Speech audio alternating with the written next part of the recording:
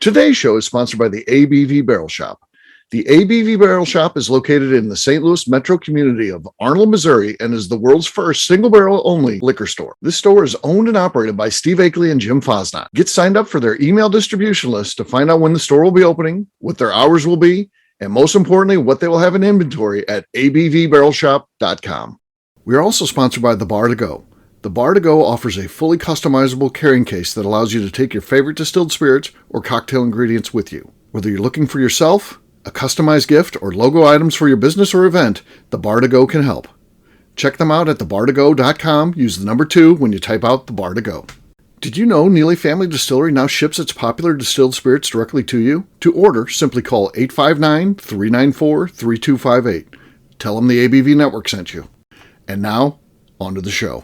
Let's drink!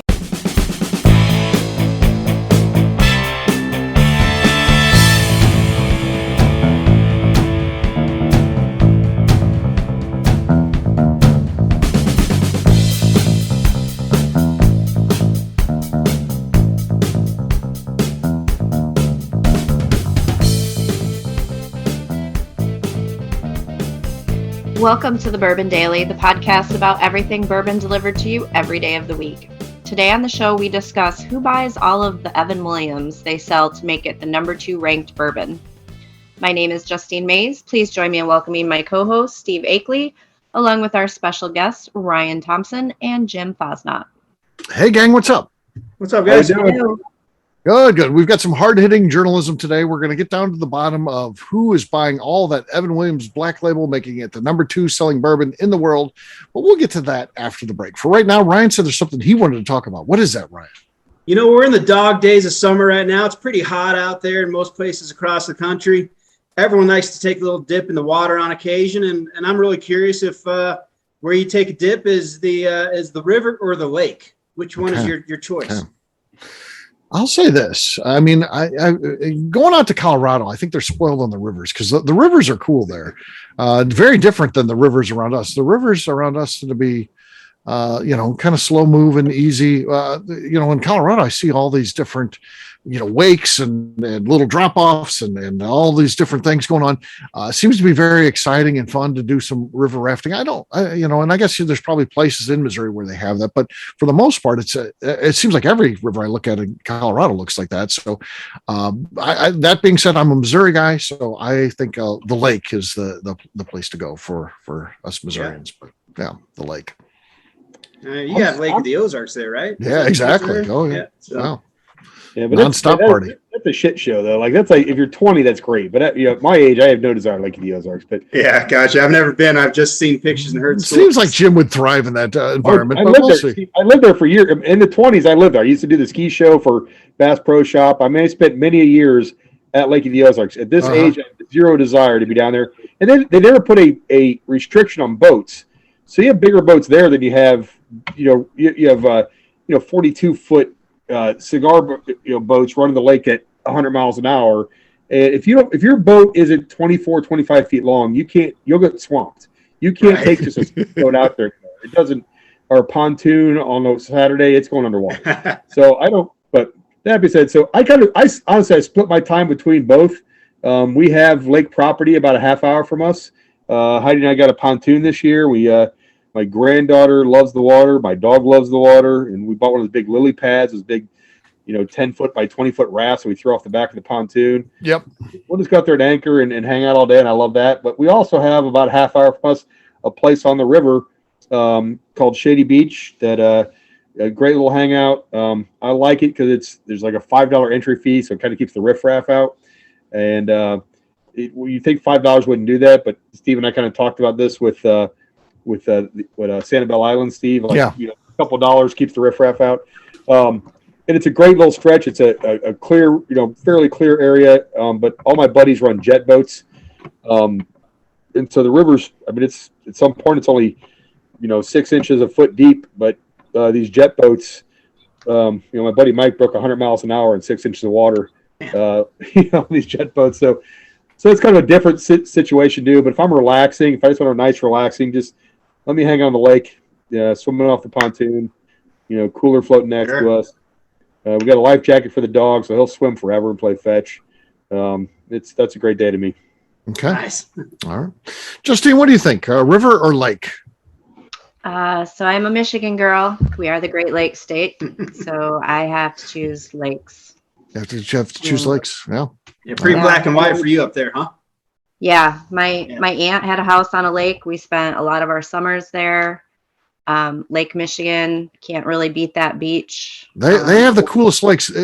If you would close someone's eyes and then take them to a location where they don't know, and it's in Michigan at one of those beaches, and say, "All right, what ocean are you at?" They'd start guessing oceans because it looks like the ocean. Yeah, it's pretty wild. It's not like and then they'd stick their foot in the water and they're, oh no, this is somewhere really effing cold. Yeah. Yeah. The water doesn't get very warm around here. I do a lot of swimming in Lake Michigan. Well, go up to Maine. Yeah. I was swimming in 60-degree water up there in Maine, and they're like, "Oh, it's nice out there. It's brisk." It's brisk. So yeah, but yeah, I see that. So all right, Ryan, how about you, man? What do you think? Growing up in Texas and Houston, I was certainly a lake guy. I love spending the days on the lake, having a good time.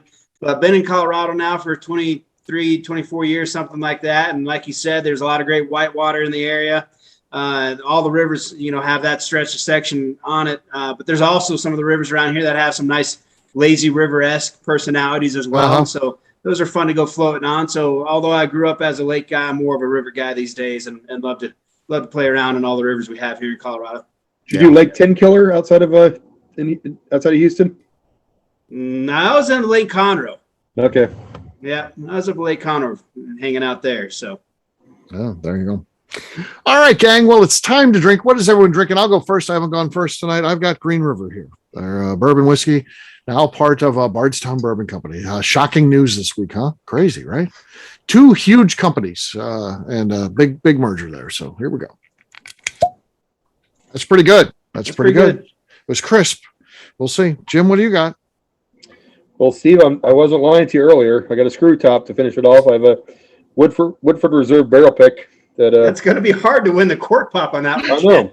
It's, so I don't want to have the Heidi reputation where I'm just bringing all new bottles. So I only did one bottle tonight. And Steve thought I was, just playing them, but nope. Yeah. So there you go.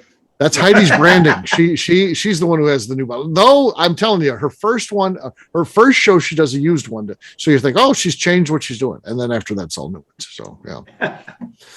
All right, Ryan, you're next. What do you got? I've got the lead here. Of course, well, it's not a brand new bottle, but it's certainly close. But it's the old. I got to give a little shout out to my friends down the hill in Denver. There, little Laws 8-year bonded bourbon there. So no, got nothing. Nothing there. Nothing. All right, Justine, I've got the lead. You are between me and victory. What do you got? So I have an OKI single barrel from the Select 6. I purchased this from Jeff and Mandy Kaplan at the 859 Tap Room. Perfect.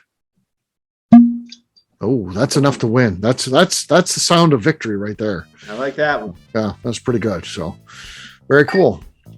All right. Well, cheers, gang. Cheers. Guys. Cheers.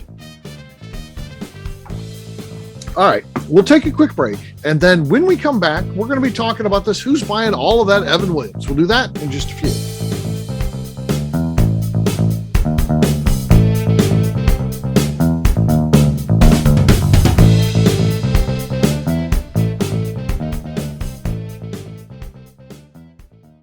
Let's talk about the people who make these shows happen.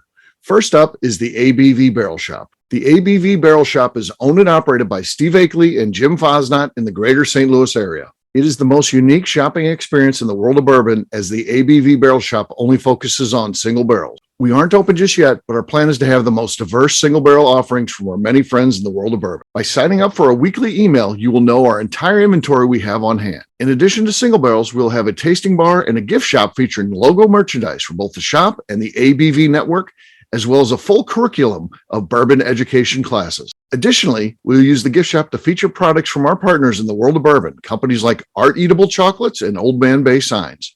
Head over to ABV Barrel Shop to sign up for our email and text distribution list so you can stay in the know. Hi, this is Steve Akeley, owner of the ABV Network. We're sponsored by the Stave and Thief Society. This is where you, a bourbon enthusiast, can expand your knowledge and emerge a bourbon steward. In 2017, I completed my executive bourbon steward certification. It's the most comprehensive bourbon certification program available and connects you with an expansive network of bourbon enthusiasts and professionals. Check out the full listing of in-person and online certifications and join the society today by enrolling at staveandthief.com. Okay, let's talk about Neely Family Distillery. In 2018, I met Royce Neely at an industry event. He started appearing on our shows, and we became friends during my frequent visits to Kentucky. Today, he's leading the way for young distillers making their mark on the bourbon industry. A visit to Neely Family Distillery combines family history, a look at what makes their products unique, and of course a tasting through their whiskeys, moonshines, and creams. Check them out at NeelyFamilyDistillery.com and visit them in Sparta, Kentucky.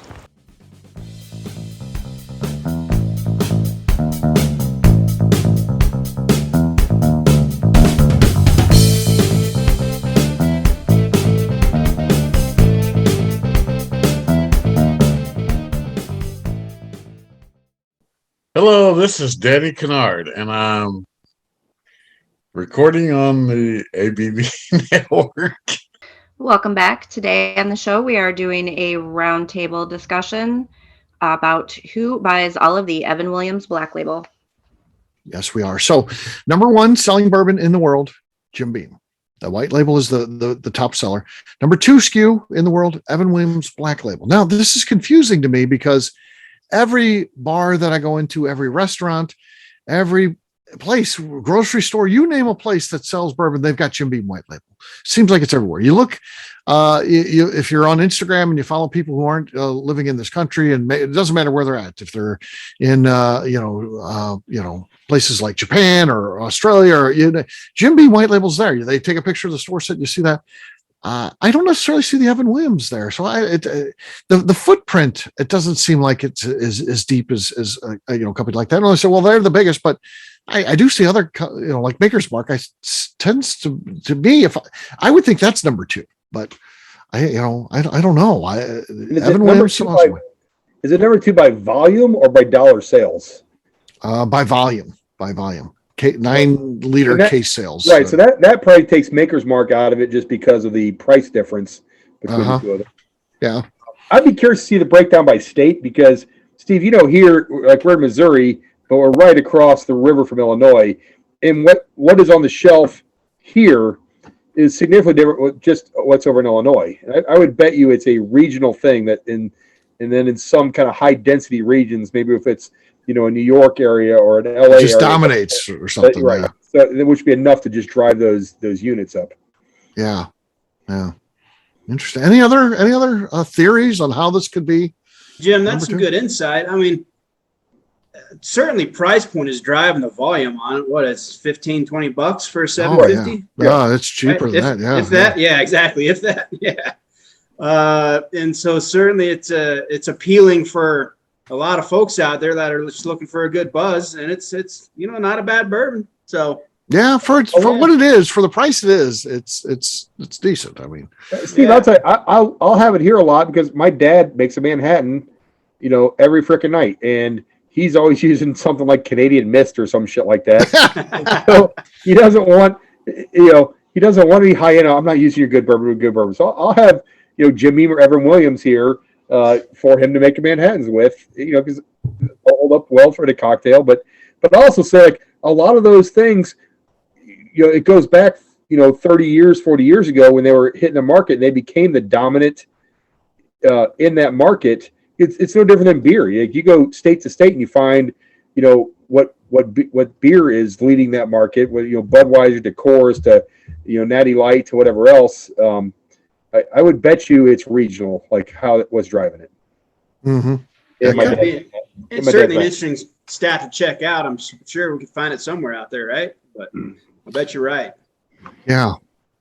Yeah, I feel like it would have to be like a regional thing. I mean, I'm sure, like here in Michigan, you could probably find it at like the grocery store, Meijer, Kroger, whatever like that. But I can tell you, like, we have a lot of mom and pop bars up here, just little small hole in the walls, a lot of VFW halls in the area. And the ones that I've been to have not had it sitting next to the white label.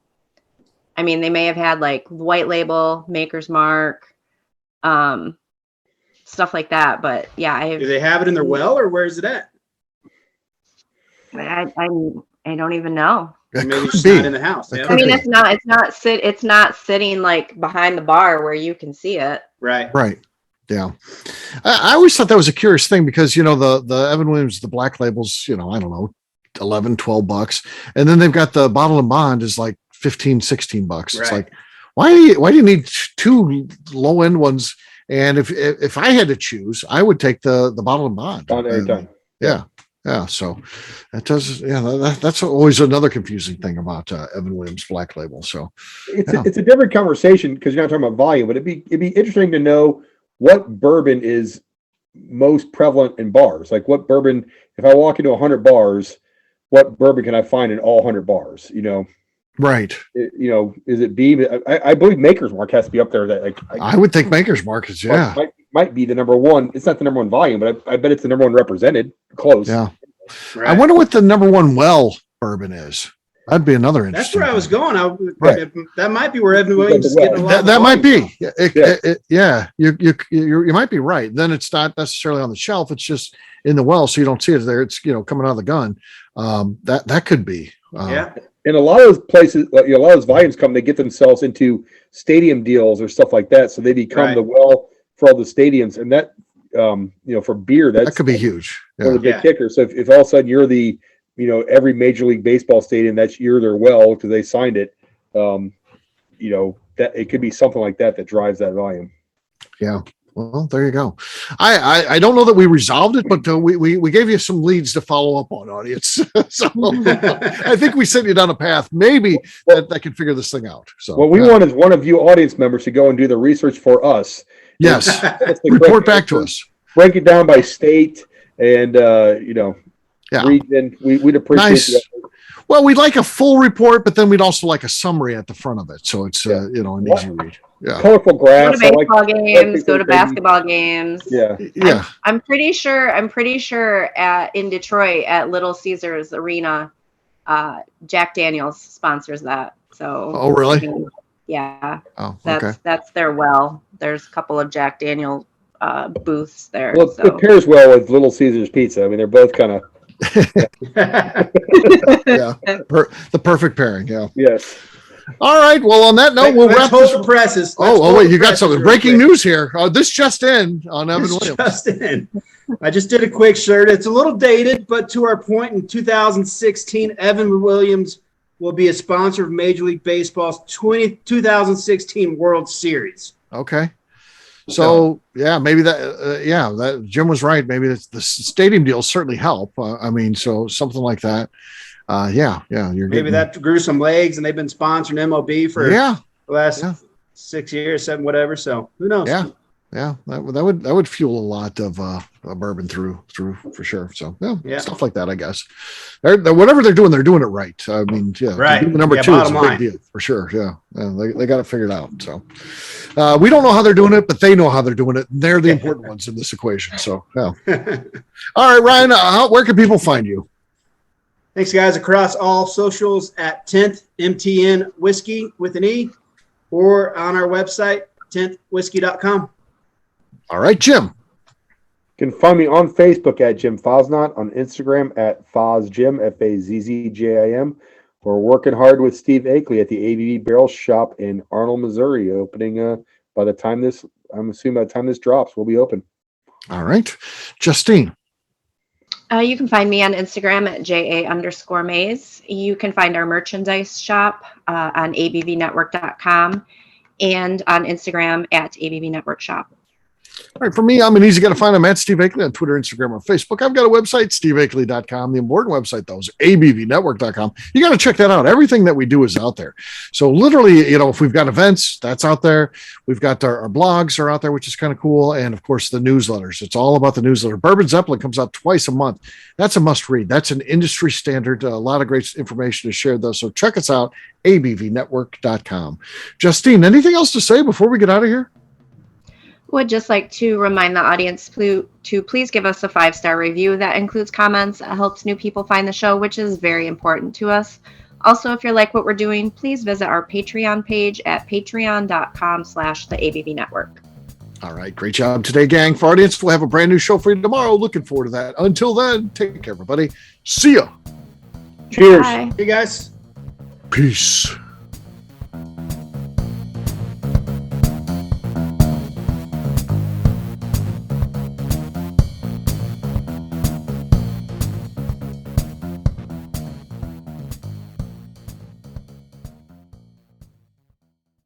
Before we finish the show, let's talk about some great companies that support the ABV network. First up is Moonshine Still Pro. Moonshine Still Pro has a full line of products to help the home distiller.